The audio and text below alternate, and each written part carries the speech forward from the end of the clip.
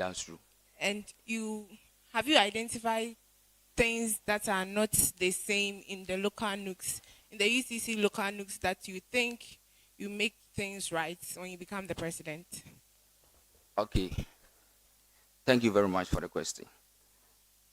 I could recall that during one of the local Nooks administration, that's Nana Case administration, the secretariat then had an inter-hall quiz competition which centered on current affairs and some contemporary issues.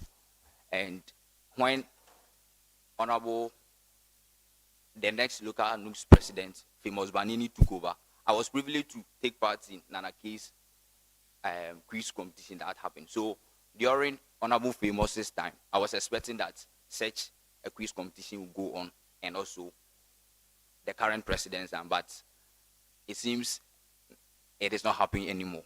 And so having intentions of bringing back such quiz competition. So if you clearly remember what he said in your things that are not the same to Madam's question, he said that when you look at the economic, social, and other activities of Ghana, that you think they are not the same as it is now.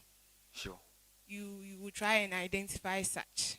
So you thought of they had a quiz and they didn't have a quiz in the next administration. Is that what the local news is centered on? That's not. It's not centered on only quizzes. It's not centered on only quizzes, I should say. Okay. Now to your substantive question. Okay. So the local nooks of UCC would like to impeach the president of the national nooks. Okay. Who will chair this impeachment committee or this committee? Impeachment. Okay. So who So will chair the central committee? who chaired the? Listen.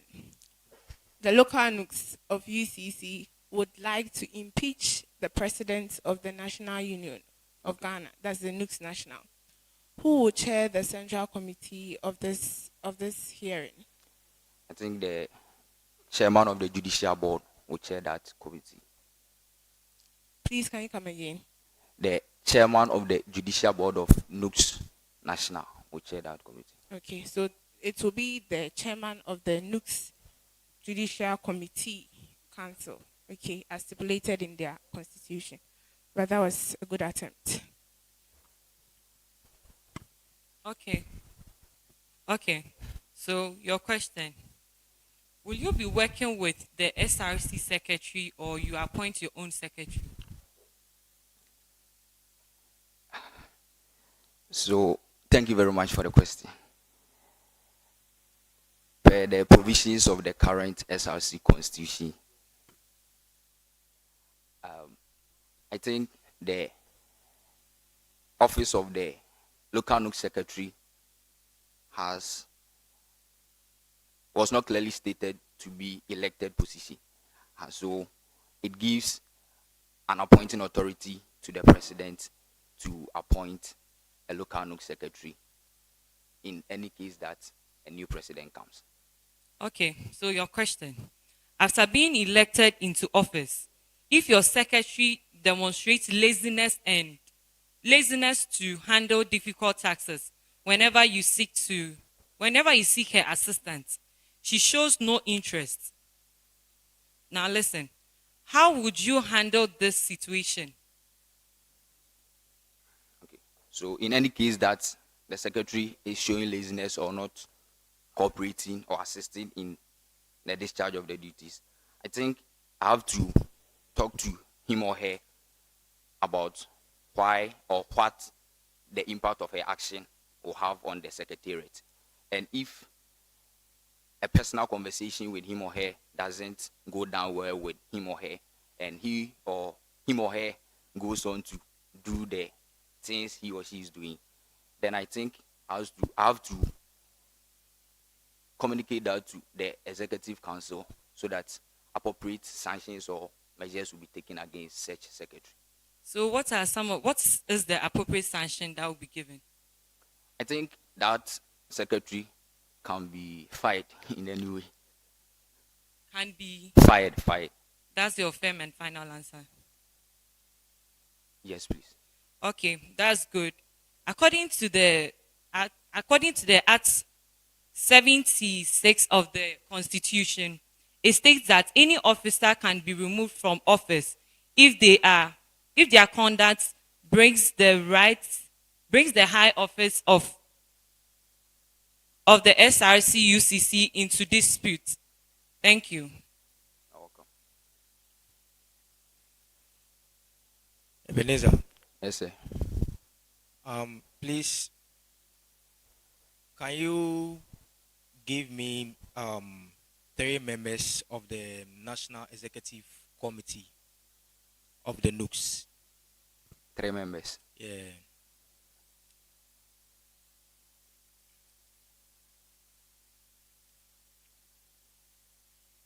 Okay, thank you. We have the national president and the national general secretary, as well as national secretary for finance. Okay. Also, give me 3 of the Central Committee. Central committee. Yes, please. So the central committee also, we have the national president. We have the SRC president of member institutions. And also we have the general secretary, the general secretary of the national secretariat. Okay. I will give you 2/3 of the marks because the Central Committee, the National President, and then the National General Secretary, they all fall under the national offices. Okay. Right. So you did well. Kineben, Yes, sir. Aluta continua. Victoria Aseda. Okay. Do you know of the steering committee? The steering committee of national Nugs. Yes. Yes, please. How many members are supposed to be there? 7 members. And who should they be? Pardon? Who should they be? The local Nugs president of member institutions. Okay, so now your question.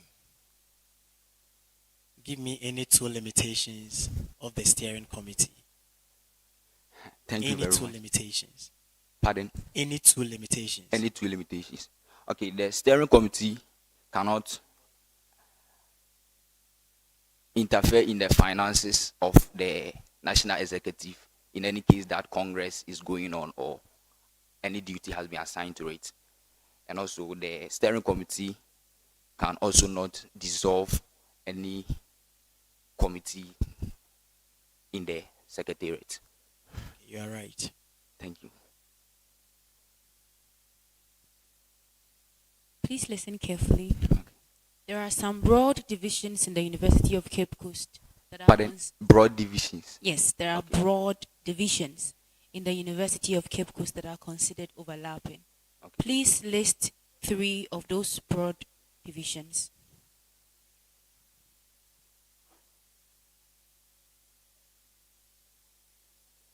Okay, thank you very much. We have the central administration, the office of dean of students, and the academic divisions. Thank you.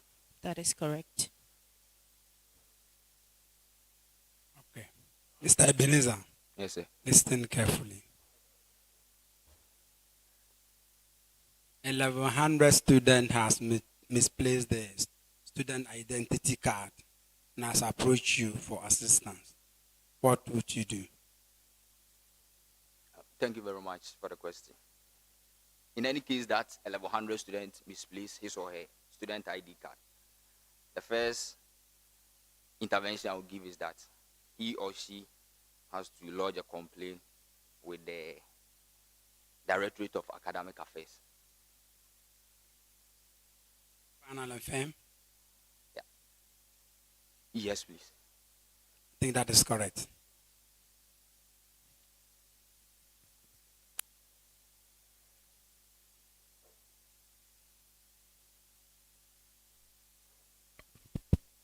Hello. Hi. Okay, sure. So please listen to me. The question I'm about to ask you is in accordance to the responsibilities of academic staff and then the student. Okay. Please, are you with me? Yes, please. Okay, so who is responsible for cross-checking student registration forms and to ensure that they have registered the right courses? The academic advisor. Please come again. The academic advisor of the Department of Faculty. Is that your final answer? Yes, please. Okay, so that's wrong. So it's the faculty or school or departmental registration officer. Thank you. You're welcome. Right, Eben, Yes, sir. we have entrance route to the university. One of them is the mature entrance exams. I want you to tell me what is the age limit? Who is qualified to write that exams? Okay. The only person qualified to write matured entrance exams into the University of Cape Coast is somebody who is 25 years old. Somebody who is 25 years old. Yes, please. So if you are 27, you are not qualified. No, 25 years old at the time of application to write. All right. Then the follow-up question: which month do we normally organize this? Hold on. That answer is not correct. It is 25 years and above. Okay. And he asked you, so if someone is 27, you said the person should be 25 at the time. That is the wrong answer. It's 25 years and above. So even if the person is 90 years, the person qualifies to write the matured entrance exams. Okay? You're welcome. Right. So do you know the month? The month for writing of That exams. in November. All right. I think we are wrong, so we'll make progress.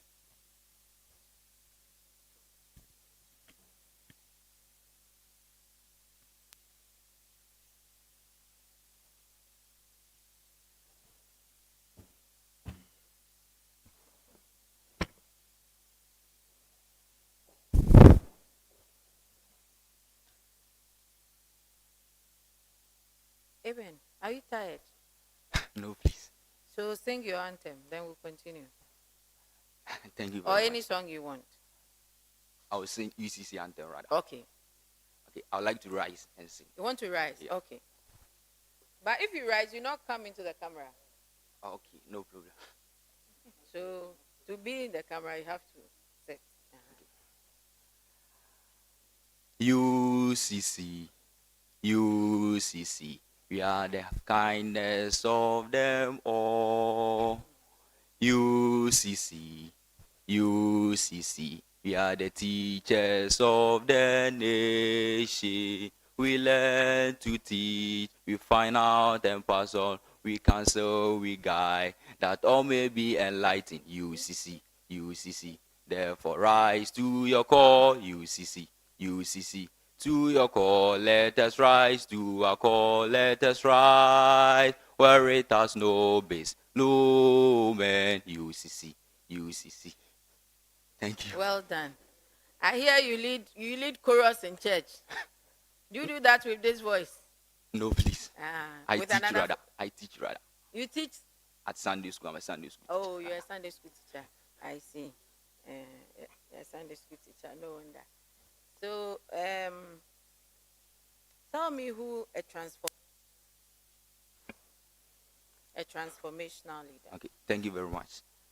I think a transformational leader is someone who is able to devise ways and means that brings more development to his or her subjects than how he or she came to meet it. Why is it that sometimes when you are given the nod, for instance, and you go campaign to your constituents, eventually you are not able to do what you promised them to do? How come some leaders or some aspirants like you are not able to really do what they promised their constituents during their campaigning periods? Okay, thank you very much. I think some candidates are unable to deliver on the mandate because there is lack of political will, and they don't have the political will to do what they promised their constituent or subjects. Is it just the political will, or they don't tell them that they are overly ambitious? Okay. They promise what they can't deliver. That's also part. That's some, also part. Some of us are overly ambitious. So are you one of them? Are you sure the things you are promising them in the campaign you have illegally started? Are you sure you can deliver what you are promising? Yes, please. They are feasible and within the shortest They are possible time. feasible. Yeah, feasible. Do you think leaders should tell lies, or they must always be honest? Leadership is about honesty, so leaders must be honest. So even if you would say something that would bring up a student uproar, you should still tell the truth? Our university says truth is our guide, so still we have to tell the truth. Thank you very much. You're welcome. Very good. Okay, so the tradition continues. So keep this document. So I'm going to ask you the first question, which is just about you analyzing it and giving us the answer. There's a second one, you will just have to indicate. This is to test your analytical skills. Are we good? Then we go to the main order of the day. Okay, so the question, you leave the document for now. Relax with the document. We'll come to that. Yeah. So UCC has signed a contract with a Chinese company worth 5,000 Ghana cedi. However, upon auditing, it was realized that the required amount should have been 4,500. A court has ordered the VC to retrieve the money. On what basis is the VC retrieving the money? Okay, the VC is retrieving the money on the basis that he or she has wrongfully quoted a price for a contract. So what does that wrong quoting of price amount to?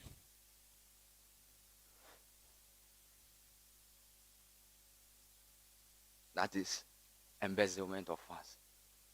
No, he's supposed to sign for 5,000, but it was realized that the required amount, the actual amount is 4,500. So what has happened? No idea. This is just a test. We've not started the actual question. So the difference of 500, what does it account for? The difference in the amount, what does it account for? That's a profit. Profit for who? Listen to the question. No. The VC is supposed to sign a document which is worth 4,500, but he rather signed it as 5,000.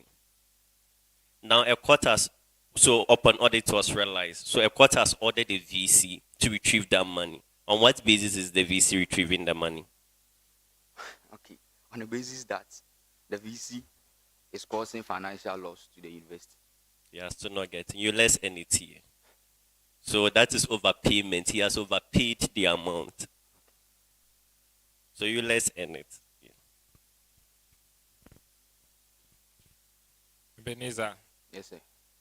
Okay, I'll go straight to my question. So the media has very recently broadcasted some rumors about the IGP. Now this rumor also involves some executives of the ruling party and some top police officers. What is the issue about? Okay, the issue is that in a leaked tape, it is purported that the ruling party wants to get rid of the IGP so that in the upcoming 2024 general elections, the party can have space to rig the election to their favor. Okay, very good.